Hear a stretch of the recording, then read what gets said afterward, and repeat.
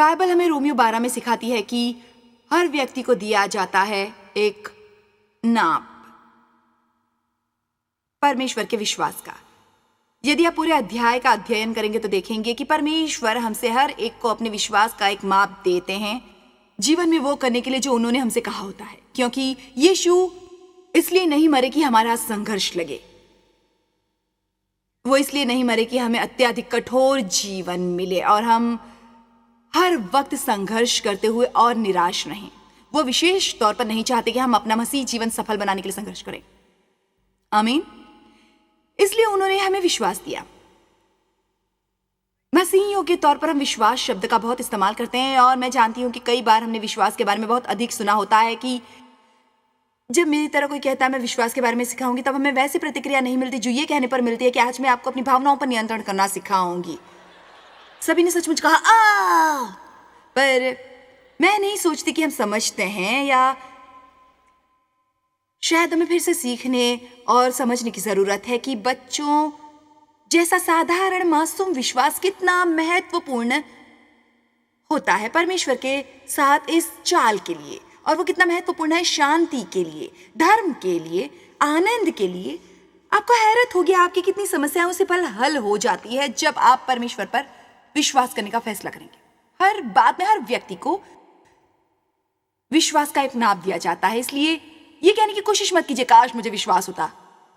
आपको विश्वास है।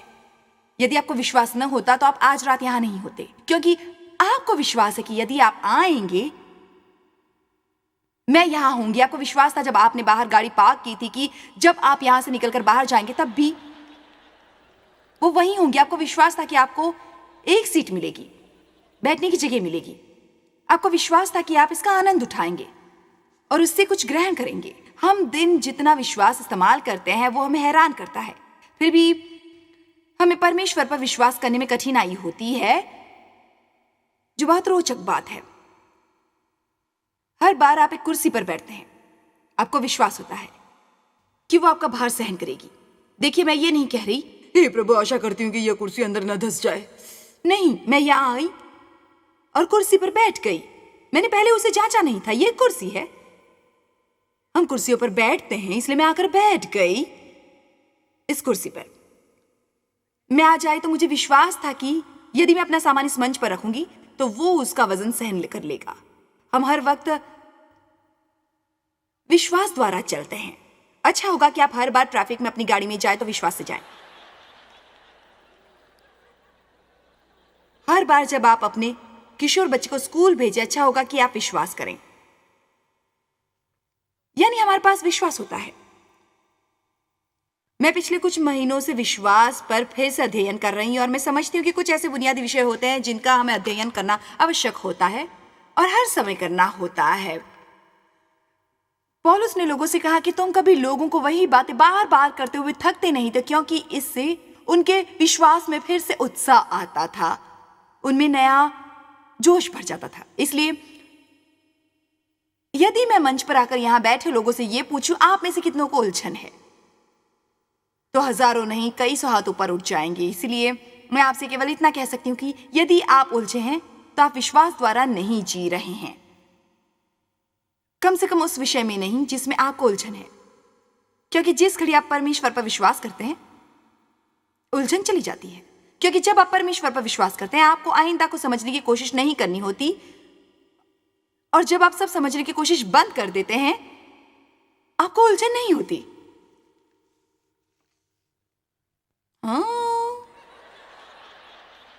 यदि मैंने पूछा होता आप में से कितने चिंतित हैं, शर्तिया बहुत से लोगों ने हाथ ऊपर किए होते।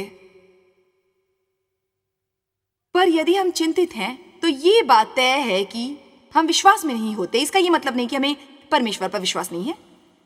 पर मैं इस सप्ताह किसी और विषय में बात करना चाहती हूँ। मैं आपसे केवल विश्वास होने के बारे में बात करना चाहती थी। हर मनुष्य के पास विश्वास होता है, पर मैं आपसे अपना विश्वास मुक्त करने के बारे में बात करना चाहती हूँ। सचमुच करना चाहती हूँ, क्योंकि विश्वास एक शक्तिशाली चीज है जो चीजों को बदलती है, वो काम करती है।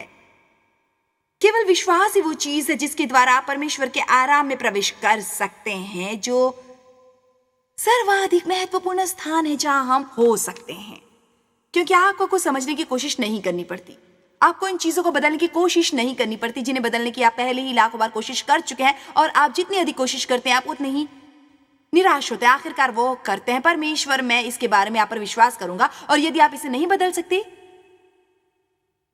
फिर शायद इसे बदलने की आवश्यकता नहीं है। मैंने अपने जीवन में कई वर्ष अपने पति, अपने बच्चों, अपने पड़ोसियों और अपने आप को बदलने की कोशिश की है जो नाकाम हुई थी, बिल्कुल नाकाम। मुझे ये जानकर बहुत राहत मिली कि केवल परमेश्वर लोगों को बदल सकते हैं, और यह कि मुझे अन्य सभी पर मेहनत करने की जरूरत नहीं थी। मेरी अपनी ही समस्याएं काफी थी। आमीन। हम उस स्थिति में कैसे पहुंचते हैं जब हम में ऐसा विश्वास होता है जो हमें परमेश्वर के आराम में प्रवेश करने देता है? मैं आपको इसका बहुत विचित्र और आध्यात्मिक जवाब नहीं दूंगी। मैं केवल यह बताऊंगी कि मेरे अनुसार सच यह है कि हम केवल एक तरीके से सीख सकते हैं, सब समझने की कोशिश बंद करना, लोगों की आशीषों से ईर्ष्या बंद करना, और वो सब बेतुके काम भी जो हम करते हैं। मैं उनमें से कुछ चीजों के बारे में बात करूंगी, और वो ये है कि सचमुच मानती हूं कि वचन के अध्ययन के अलावा हमें पर्याप्त समय तक अपने तरीके से कोशिश करके आखिरकार इतना थकना चाहिए कि हम कहें, बस परमेश्वर, मैं समर्पण करता हूं।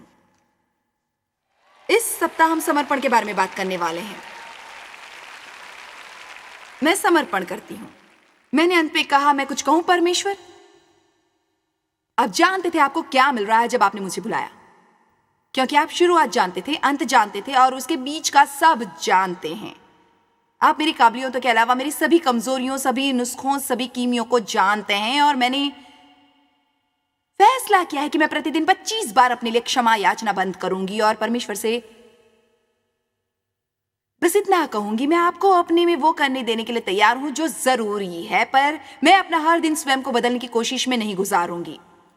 इसका यह मतलब नहीं कि मैं आत्मसंयम नहीं रखूंगी और अपने को अनुशासित नहीं करूंगी, पर परमेश्वर का वचन ही हमें बदलता है। आपके लिए वही अच्छा होगा यदि आप अपने को बदलने की कोशिश छोड़कर वचन का अधिक अध्ययन करेंगे और परमेश्वर पर वो करने के लिए विश्वास करेंगे जो वो कहते हैं कि केवल वो कर सकते हैं। मैंने आखिरकार फैसला किया कि फैसले बहुत महत्वपूर्ण होते हैं। मेरे विचार से बहुत से लोग ऐसी भावनाओं से आते हैं, बहुत कुछ सुनते हैं पर कोई फैसला नहीं करते। मैं चाहती हूं कि आप एक फैसला कर लें। मैं चाहती हूं कि आप परमेश्वर के तरीके से काम करने का फैसला करें। इसके अलावा मैं चाहती हूं कि आप इस ज्ञान के साथ यहां से जाएं कि उनकी मदद के बगैर आप कुछ नहीं कर सकते। मैं चाहती हूं आप यहां से जाएं तो उन पर निर्भर होकर, उनके सहारे और उन पर से विश्वास करते हुए जाएं। देखिए, जब मैं इस कुर्सी पर बैठती हूं तो मैं उसका आसरा लेती हूं। परमेश्वर की महिमा हो, वो अद्भुत हैं। देखिए, मैं आज शायद इस अवस्था में थोड़ा सा प्रचार भी करूंगी। मेरा मतलब ये एक दयनीय उदाहरण है, पर इससे आप समझ सकते हैं परमेश्वर पर झुकने का क्या अर्थ होता है। याद रखिए, उनकी ओर झुककर आप अपने पर से दबाव हटा देते हैं। मैं ये भी कहना चाहूंगी कि जब तक हम परमेश्वर पर झुकना नहीं सीखते, हम जीवन में कभी विजय प्राप्त नहीं करते। मरकुस 11:22 की ओर चलिए। तो आप अब विश्वास के एक छोटे से सफर के लिए तैयार हैं, ठीक? कितने मेरा मतलब समझ रहे हैं? हर बात सीखते हैं। जी हाँ, मैं एक विश्वासी व्यक्ति हूं। हाँ, मैं नियमित रूप से गिरजे जाता हूं। मेरे पास विश्वास के बारे में किताबें हैं। हाँ, फिर आप चिंता क्यों करते हैं? आपको उलझन क्यों है? आपको ईर्ष्या क्यों है? आप परेशान क्यों हैं? क्योंकि ऐसा संभव है कि हमारे पास कुछ हो जिससे हम कभी इस्तेमाल ना करें। परमेश्वर इस बारे में मुझसे निपटे थे। मेरे ख्याल से उस समय दिसंबर का महीना था, हमारे देने के बारे में। उन्होंने कहा, तुम्हें देने की आदत पड़ गई है। आप में से कितने जानते हैं कि देना एक अच्छी आदत है? पर ये सुनिए, उन्होंने मेरे दिल में क्या कहा है। तुम्हें देने की आदत पड़ गई है, पर तुम अब देने के साथ अपने विश्वास को मुक्त नहीं करती। तुम बस यूं ही देती हो। बेशक जब आप देते हैं आपको आशीष मिलती है, पर आप पहले से ही कहीं आशीषें प्राप्त कर चुके हैं। यदि आप हर बार देने के साथ अपने विश्वास को मुक्त करते हैं, परमेश्वर, मैं आपके वचन की बात मान कर दे रहा हूं और मैं आप पर ये करने का विश्वास कर रहा हूं। आप 1 मिनट में देखेंगे कि विश्वास व्यक्त करने के 3 तरीके। कम से कम वो 3 जिनके बारे में हम आज बात करेंगे। कितने आसान है, यदि आप ये समझ लेंगे आपका जीवन बदल जाएगा प्रार्थना करके, बोलकर, और वो करके जो आपको विश्वास है। आप विश्वास व्यक्त करते हैं जब आप सचमुच प्रार्थना करते हैं, जब आप निष्ठा से प्रार्थना करते हैं, आप विश्वास व्यक्त करते हैं। कितने समझते हैं कि आपका विश्वास काम नहीं करता जब तक आप मुक्त नहीं होते। केवल विश्वास होने से कोई लाभ नहीं होता। आपके पास बैंक में पैसे होते हुए भी आप भूख से मर सकते हैं। आपके पास फ्रिज में खाना है पर आप भूखे हैं। आपके पास अलमारी में स्वेटर होने पर भी आप ठंड से कांप सकते हैं। इसलिए कोई चीज होना इसकी गारंटी नहीं है कि आप इसे इस्तेमाल करेंगे। बहुत दुख की बात होती है यदि आप उसके होने से अनभिज्ञ होते हैं। अफसोस कि बहुत से मसीहों को कोई ये नहीं बता रहा होता कि उनके पास क्या है। इसलिए मैं आज ये करने वाली हूं कि मैं आपको उसके बारे में बहुत सी बातें बताऊंगी, और वो ऐसी चीज नहीं जिसे प्राप्त करने की आपको योजना या कोशिश करनी है। आपको परमेश्वर के साथ धर्मी बनने की कोशिश नहीं करनी है। आप यीशु मसीह के रक्त के द्वारा परमेश्वर के साथ धर्मी हैं। यदि आपको इस पर विश्वास है, फिर उस स्थिति के द्वारा जो आपकी है, परमेश्वर में विश्वास के द्वारा आप अधिक सही तरीके से व्यवहार करना आरंभ करेंगे, क्योंकि ये असंभव है। आप वो नहीं दे सकते जो आपके पास नहीं है। इसलिए अपने जीवन में परमेश्वर के प्रेम को ग्रहण करना इतना महत्वपूर्ण है, क्योंकि आप अपने से और अन्य लोगों से प्रेम कैसे कर पाएंगे यदि आपके पास परमेश्वर का प्रेम न होगा। आप वो नहीं दे सकते जो आपके पास नहीं होता। दया एक और अच्छा उदाहरण है। यदि आप परमेश्वर की दया स्वीकार नहीं करेंगे और आप अपने साथ बेहद कठोर, निर्दय और सख्ती से पेश आएंगे, हर बार कोई गलती होने पर आप उनकी गलती के लिए खुद को सजा देते होंगे। और हमारे पास अपने को सजा देने के तरीके होते हैं। हम बहुत सी खुशियों को त्यागते हैं क्योंकि हम स्वयं को योग्य नहीं समझते। पर जब हम परमेश्वर की दया स्वीकार करना सीखते हैं, हमारा दिल कोमल बनता है और हम दूसरे लोगों के प्रति अधिक संवेदनशील बनते हैं, क्योंकि हम समझते हैं कि परमेश्वर ने हम पर दया की है। इसलिए हमारे लिए बहुत महत्वपूर्ण है ये जानना कि हमारा क्या है। और मैं आपको विश्वास के बारे में उससे ऊंचे स्तर पर सिखाऊंगी जितना हम हमेशा सीखते हैं, क्योंकि पौलुस रसूल से कहता है, अब वो मैं नहीं जो जीता हूं, पर मसीह है जो मुझ में जीता है, और अब वो जीवन मैं जीता हूं, मैं विश्वास के द्वारा जीता हूं। तो एक वो विश्वास होता है जिसके द्वारा हम राज्य में आते हैं। हमारे बचाव के लिए विश्वास होता है, अपने पाप क्षमा करवाने के लिए आरंभिक विश्वास होता है। वो तो बस शुरुआत होती है, पर हमें बहुत बढ़िया जीवन उपलब्ध होता है यदि हम विश्वास द्वारा जीना सीखते हैं। मैं केवल ये विश्वास नहीं करना चाहती कि किसी दिन जब मैं मरूंगी तो मैं स्वर्ग में जाऊंगी और मैं अपने महल में आनंद से रहूंगी, बादलों पर मंडराऊंगी, और तब मैं आखिरकार प्रसन्न रहूंगी और धरती पर मेरा जीवन नीरस, कष्ट, दुखों और पीड़ा से भरपूर होगा और मैं यीशु के आने तक किसी तरह दिन गुजारूंगी। मैं इन बातों से बहुत थक गई हूं। आप कैसी हैं बहन? मैं सच कहती हूं, मुझ पर हमला हो रहा है और मुझ पर मानो एक बोझ है। तब ये जरूरी है कि आपके साथ कोई ऐसा बैठे जिसे सचमुच वचन का ज्ञान हो और वो आपको कुछ सिखाए, क्योंकि हमें हमेशा अपने को बोझ से दबा महसूस करने की आवश्यकता नहीं है। बाइबल के अनुसार हम सर हैं, पूंछ नहीं, ऊपर है, नीचे नहीं। और हमें पहले ही मसीह के द्वारा विजय मिल चुकी है जो हमें दिन प्रतिदिन शक्तिशाली बनाती है। काश हम ये समझ पाते कि विश्वास कितना बहुमूल्य है और ये कि वो हमें चीजें उत्पन्न करवाता है, बदलाव लाता है, पर्वत हिलाता है और समस्याएं हल करता है। और मुझे वो गाना प्यारा है जो मार्टिन, क्या तुमने लिखा है वो गाना? मुझे ये गीत प्यारा है जो तुमने लिखा है। उसमें इन्होंने कहा है, हम अपने विश्वास को ही नहीं त्याग सकते, हम अपने विश्वास को नहीं त्याग सकते। और वही सबसे महत्वपूर्ण बात है। आपके द्वारा विश्वास व्यक्त करने से सब कुछ पलक झपकते ही नहीं बदल जाता। कई बार आपको विश्वास करते रहना पड़ता है और हिम्मत नहीं हारनी होती। परमेश्वर वफादार है और जो कोई भी परमेश्वर के साथ चलता है बहुत समय तक वो ये जानता है परमेश्वर वफादार है। वो शायद आपके तरीके से या समय पर नहीं करेंगे, पर वो जरूर करेंगे।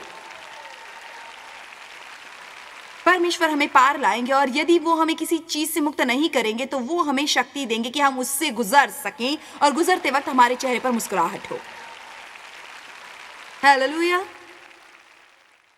मरकुस 11:22।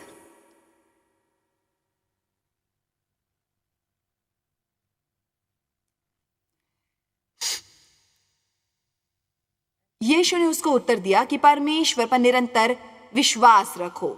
हम यदि रुककर सारी रात इस पर प्रचार कर सकते हैं क्योंकि आपको विश्वास की जरूरत नहीं होती कभी कभार या तब जब आपको कोई समस्या हो, बल्कि आपको निरंतर परमेश्वर पर विश्वास करते रहना होता है। रोमियो 1:17 एक बढ़िया वचन है बाइबल के। उस वचन से हम ऐसे धर्म के बारे में सीखते हैं जो परमेश्वर के साथ सही संबंध होता है, जो हमारा मार्गदर्शन करता है अपने विश्वास को बढ़ाने में। मुझे ये प्यारा विश्वास या तो थोड़ा होता है या ज्यादा, और आपका विश्वास तब बढ़ता है जब आप उसे इस्तेमाल करते हैं। इसलिए मैं कहती हूँ कि कई बार आपको कुछ कष्टों को सहन करना चाहिए जब तक आप सीखते नहीं कि परमेश्वर कितने महान हैं और ये कि आप कैसे उनके बगैर कुछ नहीं हैं। हालेलुया। मैं आपको ये तथ्य बता सकती हूँ कि विनम्रता के बिना आपको कभी नहीं मिलेगी बहुत सफलता विश्वास में चलने की कोशिश में, क्योंकि आप सहारा नहीं ले सकते, न निर्भर होते हैं जब तक आप सोचते हैं आप स्वयं की कर सकते हैं। यीशु ने कहा मेरे बगैर तुम कुछ नहीं कर सकते। इसका मतलब है कुछ भी नहीं। आमीन।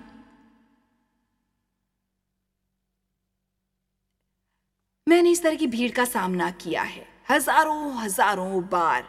मैं कभी मंच पर नहीं आती ये मानकर कि सब कुछ वैसे ही ठीक होगा जैसे हमेशा हुआ है। मैं परमेश्वर से स्पष्ट कहती हूं कि ये एक मौका है जो वो मुझे दे रहे हैं कि वो किसी और को ये दे सकते थे, और ये कि मैं इसकी कदर करती हूं कि वो मुझे ये करने दे रहे हैं, और ये कि मैं जानती हूं कि मैं उनके बगैर ये नहीं कर सकती। मेरी बात ध्यान से सुनिए। चाहे आप जो भी काम करते हो, जरूरी नहीं कि आप मंच पर काम या प्रचार करते हो। ये महत्वपूर्ण नहीं कि आप जीविका के लिए शौचालय साफ करते हैं। आपको परमेश्वर का सहारा लेना चाहिए कि आप उन्हें आनंद से अच्छी तरह साफ करने के काबिल है। परमेश्वर पर निरंतर विश्वास रखो। मैं तुमसे सच कहता हूं कि जो कोई इस पहाड़ से कहे वो नहीं जो पहाड़ के बारे में सोचा था, पहाड़ की ओर देखकर शिकायतें करें, उस पहाड़ के बारे में उसके बारे में बातें करें, बल्कि जो कोई इस पहाड़ से कहे कि तू उखड़ जा और समुद्र में जा पड़, और अपने मन में संदेह न करे वरन प्रतीति करे कि जो कहता हूं वो हो जाएगा, तो उसके लिए वही होगा। इसलिए मैं तुमसे कहता हूं कि जो कुछ तुम प्रार्थना करके मांगो तो प्रतीत विश्वास कर लो और विश्वस्त रहो कि तुम्हें मिल गया और तुम्हारे लिए हो जाएगा, तुम्हें वो मिल जाएगा। परमेश्वर के राज्य में प्राप्त करने से पहले आपको विश्वास करना पड़ता है। वो करने के लिए विश्वास की जरूरत नहीं होती। इस वक्त आप में से एक को भी सीट के लिए विश्वास नहीं करना है, क्योंकि आपको सीट मिली है। आपको ये विश्वास नहीं करना है कि मैं यहां होंगी क्योंकि मैं यहां हूं, इसीलिए एक बार कुछ मिलने के बाद हमें आइंदा विश्वास नहीं करना पड़ता। पर समय ही एक मियाद होती है जिस दौरान हम खुद मांगते हैं, विश्वास व्यक्त करते हैं, प्रार्थना करते हैं, जो अपना विश्वास व्यक्त करने का एक हिस्सा है। आमीन। आपको कैसे लगेगा यदि आपका कोई बच्चा आपके पास आकर कहे मम्मी मुझे ये जूते चाहिए, और आप कहे ठीक है मैं तुम्हें शीघ्र ही साथ ले जाऊंगी और नए जूते दिलाऊंगी। आपने उन्हें समय नहीं बताया। आप आशा करते हैं कि वो आप पर विश्वास करेंगे, सही समय आने पर आप उन्हें जूते लेने ले जाएंगे। बताइए आपको कैसा लगेगा यदि अगले 2 सप्ताह घर पर ये कहते हुए वो घूमे मुझे कभी जूते नहीं मिलेंगे, लगता है शायद आप जीवन भर मुझे नंगे पाँव ही घुमाएंगे, मुझे पता है मुझे कोई जूते नहीं मिलने वाले, काश मेरे पास जूते होते। हम अपने बच्चों के मामले में ये बात समझते हैं तो परमेश्वर के साथ अपने संबंध में क्यों नहीं समझते? आप उन्हें बताइए आपको क्या चाहिए। यह और भी बढ़िया होगा यदि आप पर्याप्त वचन जानते होंगे और उसका हवाला देकर कहेंगे, क्योंकि आपको आपके वचन में लिखा मिलता है। यदि वो नहीं जानते तो वो कहिए जो आपका वचन कहता है। मैं आपसे जो आवश्यकता हो मांग सकता हूं और आप मुझे वो देंगे। फिर आप कहेंगे कि आप जानते हैं कि आपको वो मिलने वाला है। मैं आपको एक तथ्य बता सकती हूँ कि यदि मां ने बच्चे को 2 सप्ताह बाद खरीदारी के लिए ले जाने की योजना बनाई होगी, पर यदि हर बार माँ की बगल से गुजरते समय बच्चा कहे, मैं जानता हूँ माँ आप मुझे जल्द ही ले जाएंगे, ओह मैं बहुत उत्साहित हूँ, आप सबसे अच्छी माँ हैं। क्या आप शर्त लगाना चाहेंगे कि आप उन्हें एक सप्ताह पहले ले जाएंगे? मैं सच कह रही हूँ, हम इसे समझ नहीं पाते, है ना? आप कुछ समझे? उसके बाद हमें प्रार्थना करनी और बोलना होता है, देखिए हम अपनी समस्या पर काम कर रहे हैं। हमें प्रार्थना करनी और इकरार करना है। उसके बाद वो कहते हैं, और जब कभी तुम खड़े हुए प्रार्थना करते हो तो यदि तुम्हारे मन में किसी की ओर से कुछ विरोध हो तो क्षमा करो, उसे भुला दो, छोड़ दो, मुक्त कर दो, क्योंकि यदि आप दूसरों को क्षमा नहीं करेंगे तो परमेश्वर आपको क्षमा नहीं कर पाएंगे, पर आपकी प्रार्थना पूरी कर पाएंगे। इसीलिए हमें यहां पर कुछ करना है, हमें प्रार्थना करनी है, बोलना है और वो काम करना है जिसकी परमेश्वर हमें आज्ञा दे। हमें शरीर के कामों में पड़ने की आवश्यकता नहीं होती, वो हमारा अपना तरीका होता है कुछ उपलब्ध करने का। पर यदि मैं किसी चीज के लिए प्रार्थना और इकरार कर रही हूं और कुछ न हो रहा हो, तो परमेश्वर मुझे याद कराता है, देखो इसका कारण यह है कि तुम 3 लोगों से अत्यधिक क्रोधित हो, पहले उनसे सुलह करो। बाइबल में यहां तक लिखा है कि जब आप अपनी भेंट वेदी पर लाएं, यदि वहां पर उन भेंटों से परमेश्वर की आराधना करते समय आपको याद आए कि आपका कोई भाई आपसे नाराज है, ये जरूरी नहीं कि आप उनसे क्रोधित हों। परमेश्वर के लिए शांति बहुत महत्वपूर्ण है। वो कहते हैं पहले शांति कायम रखो। मैं नहीं जानना चाहता। याद रखिए कि जहां शांति होती है वहां आशीष होती है। जहां पर शांति होती है, एकता होती है, वहां अभिषेक होता है, वहां परमेश्वर की शक्ति होती है। हमें संयम रखना चाहिए क्योंकि शांति कायम रखने वाले परमेश्वर के पुत्र होते हैं। आप शायद कहेंगे ये अन्याय है, इससे फर्क नहीं पड़ता, आप जाकर विश्वास में ये कर सकते हैं, परमेश्वर ने ये करने को कहा है, मैं ये करूंगा। इस सप्ताह हमें इस तरह से आज्ञा पालन करना सीखना है। वचन में यही लिखा है, मुझे चाहे कैसा भी महसूस हो, चाहे वो कैसा भी लगे, मैं ये करने वाला हूं। आपका वचन उससे कहीं महान है जो मैं सोचता हूं, महसूस करता हूं, देखता हूं, नहीं देखता, या और किसी भी चीज से जो हम अपना विश्वास व्यक्त करते हैं, विश्वास से प्रार्थना करते हैं। हमें इब्रानियों 11 की ओर चलना चाहिए। कितने पहले से जानते हैं कि उन्हें शायद इसकी आवश्यकता है और इससे उन्हें मदद मिलेगी। आप सभी ने हाथ ऊपर नहीं किए हैं, मेरे विचार से आप शायद थक गए हैं। कितने महसूस कर रहे हैं कि उन्हें आज इसकी आवश्यकता है? हाँ ठीक है। देखिए, आप जितनी अच्छी प्रतिक्रिया करेंगे मैं उतना अच्छा प्रचार करूंगी। मसीहत एक निष्क्रिय धर्म नहीं है। परमेश्वर हमें हमेशा ऐसे काम बताएंगे जो हमें करनी चाहिए, और जब वो बताएंगे हमें वो करनी चाहिए। इब्रानियों 11 में हमें विश्वास की एक परिभाषा दी गई है। कुलीसियों 1:4 हमें विश्वास की एक भिन्न परिभाषा देता है जो हम पढ़ना चाहते हैं। अब विश्वास आशा की हुई वस्तुओं का निश्चय, पक्का होने की क्रिया, कानूनी अधिकार पत्र है और अनदेखी वस्तुओं का प्रमाण है। विश्वास उन चीजों को हकीकत समझता है जो अभी तक इंद्रियों पर प्रकट नहीं हुए हैं। इससे हम जानते हैं कि प्रकट में कुछ प्राप्त करने से पहले हम उसे आत्मिक दुनिया में प्राप्त कर सकते हैं। आप एक दिलचस्प बात जानते हैं, जब आप सचमुच अपने दिल में मानते हैं कि आपको वो प्राप्त है, तो आप वैसे प्रसन्न हो सकते हैं मानो आप पहले से ही उसे देख रहे हो। आप प्रसन्न होते हैं और ये पूर्ण सत्य है। अब यदि मैं आपसे कहूं मैंने पिछले सप्ताह नई गाड़ी खरीदी, आप कहेंगे ओ मुझे अपनी गाड़ी दिखाइए। मैं कहूंगी मैं आपको वो दिखा नहीं सकती, वो इस वक्त मेरे पास नहीं है। तब मैं नहीं मानता कि आपके पास किसी तरह की कोई नई गाड़ी है यदि आप मुझे नहीं दिखाएंगी। मैं नहीं मानूंगा कि आपके पास गाड़ी है। आपके पास गाड़ी नहीं है, आप मुझे आपकी गाड़ी दिखा नहीं रही हैं। मैं कहूंगी एक मिनट रुकिए, मेरे पास उसके कागजात हैं। ये सुनकर कहेंगे हाँ आपके पास गाड़ी है। या यदि मैं कहूं, यदि कोई कहे जानते हो मैंने नया घर खरीदा है, और आप कहते हैं मुझे विश्वास नहीं है कि आपने नया घर खरीदा है। मैंने सचमुच नया घर खरीदा है। अच्छा मुझे अपना घर दिखाइए। देखिए इस वक्त मैं आपको दिखा नहीं सकता क्योंकि वो इस वक्त मेरे पास नहीं है, पर मैंने नया घर लिया है, पर मुझे विश्वास है कि तुमने नया घर लिया है। ये रहे मेरे घर के स्वामित्व के कागजात। मेरा एक घर है। तब आप कहते हैं तो मान लेते हैं कि आपका सचमुच एक घर है। ये एक व्यवहारिक उदाहरण था आपको समझाने के लिए। विश्वास स्वामित्व का अधिकार पत्र है, वो पक्का होने की क्रिया है। ये इसका सबूत है कि मेरे पास वो है जो परमेश्वर के अनुसार मेरा हो सकता, और ये महत्वपूर्ण नहीं है कि मैं उसे देख नहीं सकता, अनुभव नहीं कर सकता, मेरे पास वो है। इब्रानियों 11:6 में परमेश्वर के वचन के अनुसार विश्वास बिना उसे प्रसन्न करना अनहोना है, क्योंकि परमेश्वर के पास आने वाले को विश्वास करना चाहिए कि वो है और अपने खोजने वाले को प्रतिफल देता है। मैं मानती हूँ कि विश्वास के बगैर वैसा संतोषजनक जीवन जीना नामुमकिन है जैसा परमेश्वर हम सबके लिए चाहते हैं।